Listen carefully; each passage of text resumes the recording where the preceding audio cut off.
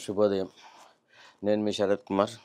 ఈరోజుటి విహంగ వీక్షణ కార్యక్రమానికి మీకందరికీ స్వాగతం, సుస్వాగతం.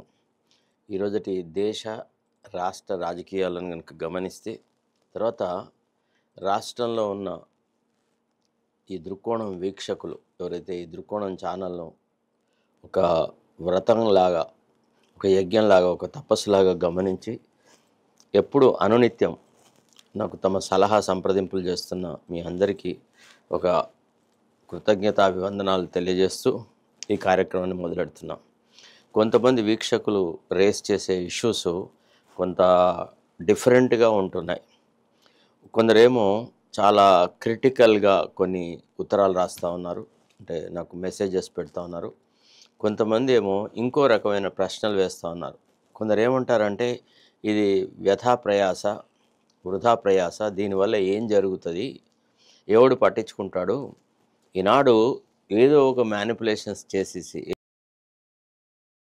వ్యాప్తి చెందే వాళ్ళకి అవకాశం ఉన్న ఈ దేశాల్లో మీరు ఇంత నిజాయితీగా రోజు ఈ వార్తా ప్రకటనలు, వార్తలు, అవి విశ్లేషణలు చేస్తే పెద్దగా ఆదరణ ఉంటున్నదా అనే ప్రశ్న ఒక ఆయన వేసినాడు.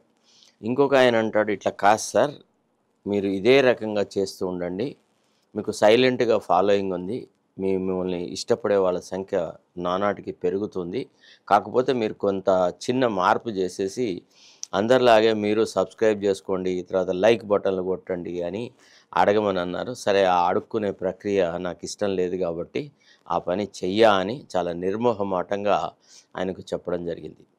రెండవ అంశం ఏంటంటే, ఇప్పుడు ఇటీవల జరుగుతున్నటువంటి ఈ సంగ్రామం, అంటే ఇది బీసీ, ఎస్సీ, ఎస్టీల ఐక్యత కోసం చేస్తున్నటువంటి యుద్ధంలో కొంతమంది యొక్క భాగస్వామ్యము, కొంతమంది పాత్ర మీద కూడా విశ్లేషణ చేయండి సార్ అని వాళ్ళు తమ అభిప్రాయాలు తాము వ్యక్తం చేసినారు. వాళ్ళు మనల్ని అడుగుతున్న ప్రశ్న ఏంటంటే, ఇక కొద్ది రోజుల్లో పంచాయతీ ఎన్నికలు రాబోతున్నాయి, తర్వాత మండల ప్రజాపరిషత్తులు, జిల్లా ప్రజాపరిషత్తులు, ఇట్లాంటి ఎన్నికల ప్రక్రియ రాబోతున్న సందర్భంలో కూడా ఉన్నత కులాల వాళ్ళేమో వ్యవస్థీకృతమైనటువంటి పార్టీల మీద కబ్జా పెట్టినారు. కాంగ్రెస్లో ఉన్నత కులాల వాళ్ళ కబ్జానే, తర్వాత బీఆర్ఎస్లో ఉన్నత కులాల వాళ్ళ కబ్జానే, బీజేపీలో కూడా ఉన్నత కులాల వాళ్ళ కబ్జానే ఉంది. సో ఇట్లా రకరకాలుగా విడిపోతూ ఉన్నారు. తర్వాత వ్యవస్థీకృతమైన పార్టీలలోనేమో ఉన్నత కులాల వాళ్ళ ఆధిపత్యం ఉంది. మరి బీసీ, ఎస్సీ, ఎస్టీలు ఎందుకు ఇట్లా విడిపోతూ ఉన్నారు? వాడు జేఏసీ అంటున్నాడు, వాడు ఇంకోటి అంటున్నాడు, ఇంకోటి అంటున్నాడు, ఇంకో పార్టీ అంటున్నాడు. ఇట్లా రకరకాల విడిపోయి చీలిపోయి మరి ఐక్యత ఎక్కడ సాధ్యమవుతుంది?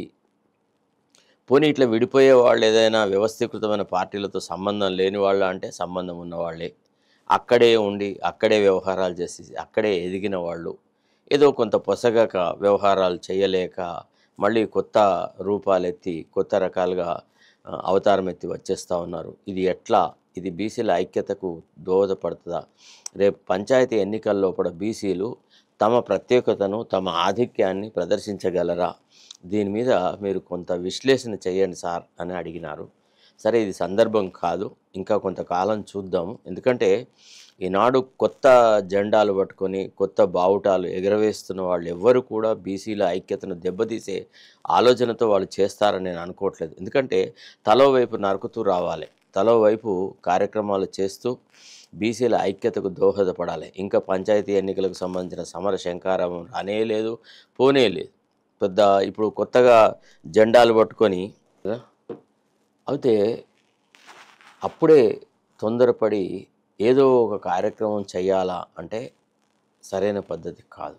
వాళ్ళుగా వాళ్ళ ప్రయత్నాలు చేయనియండి. ఈ పంచాయతీ ఎన్నికల సమర శంఖారావం కానీ, లేకపోతే జిల్లా పరిషత్తులది కానీ ప్రకటించిన తర్వాత వ్యవస్థీకృతమైన పార్టీలు ఏ రకంగా బీసీల రిజర్వేషన్ పట్ల తమ వైఖరిని ప్రదర్శిస్తాయో చూసి దాన్ని బట్టి వ్యవహారాలు చేద్దాం అనేది నా ఆలోచన. ఇప్పుడిప్పుడే తొందరపడి వాళ్ళ మీద వీళ్ళ మీద మన్ను పోస్తే లాభం లేదు. ఎందుకంటే అందరికీ కావాల్సింది ఏకైక లక్ష్యం, బీసీలకు అత్యధిక ప్రాధాన్యతతో పంచాయతీ ఎన్నికల్లో వాళ్ళ స్థానాన్ని పదిలపరచుకోవాలి. ఎక్కడ అంటే వీటిని ఏమంటారంటే వేర్ల లాంటివి అనమాట. ప్రజాస్వామ్య వ్యవస్థలో పంచాయతీలు, జిల్లా పరిషత్తులు, తర్వాత జిల్లా ప్రజా పరిషత్తు ఆ, విభాగాలు ఇవన్నీ మూల స్తంభాలు. సో ఇక్కడ కనుక బీసీలు తమ ఉనికిని చాటుకోగలిగిన పక్షం లోపల రేపు రాబోయేటువంటి ప్రతి ఎన్నికలో మనమే ఆధారభూతం అవుతాం. కాబట్టి దాన్ని సాధించడానికని మనం కృషి చేద్దాం. అప్పుడే తొందరపడి ఎవరి పట్ల ఏ రకమైనటువంటి అభిప్రాయాలు వ్యక్తం చేయడం సరైన పద్ధతి కాదు. క్షమించండి, నాకు అట్లాంటి ఉద్దేశం లేదు. ఎందుకంటే ఇతరులను దూషించడం ద్వారా, ఇతరులను విమర్శించడం ద్వారా మనం ఎదుగుతాము అనేటువంటి ఆలోచన అది సరైనది కాదు.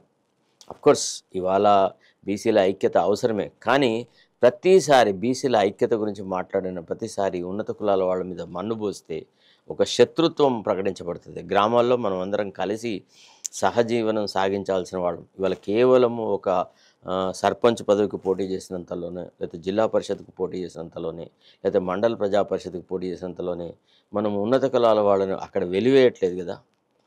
అక్కడి వాళ్ళతో ఏ సన్నిహిత సంబంధం లేకుండా ఉండలేం కదా. తర్వాత అందరూ ఉన్నత కులాల వాళ్ళు దుర్మార్గులు కాదు కదా. ఎవరో రాజకీయాల్లో ఉన్న కొంతమంది పలుకుబడి గల ఉన్నత కులాల వాళ్ళు తప్ప ఓటర్లుగా మిగిలిన ఉన్నత కులాల వాళ్ళు ఏ రకమైన ఐక్యత ప్రదర్శిస్తున్నారు, ఎవరికి ఓటు వేయాల్సిన పరిస్థితి ఏర్పడ్డది. వాళ్ళు దిక్కు లేక విధి లేక ఇద్దరు ఉన్నత కులాల వాళ్ళే పోటీ చేస్తే ఎవడికో ఒకడికి ఓటు వేయాలి కాబట్టి వేస్తూ ఉన్నారు.